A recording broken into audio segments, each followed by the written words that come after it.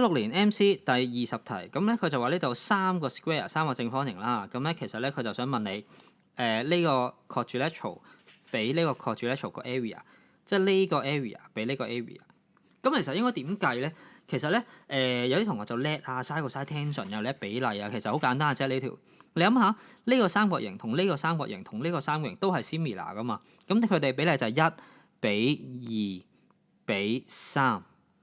好啦，咁我假設呢個面積係叫 A 嘅話，咁我呢個面積同呢個面積嘅比例幾多咧？呢度係1比2啊嘛。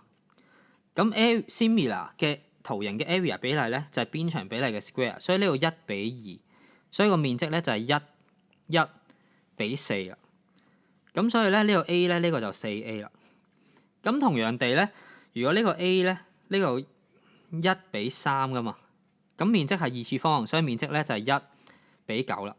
咁所以咧呢個就係 9A 啦。喂，咁你而家淨係要知個比例啫嘛。咁你呢度係 4A 嚟噶嘛。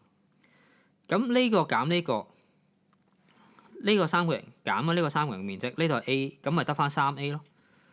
跟住我呢度係總共 9A。其實呢個對稱噶嘛，呢個用呢個，我攞呢個嚟做例子啦。呢度總共係 9A 啊嘛，咁呢度 4A 啊嘛，咁剩翻呢橛咪真係 9A 減 4A 咯。咁呢度咪真係 5A 咯。咁呢個都係 5A 咯。咁而家呢個面積 over 呢個面積即係 3A 除 5A，咪即係3比5咯。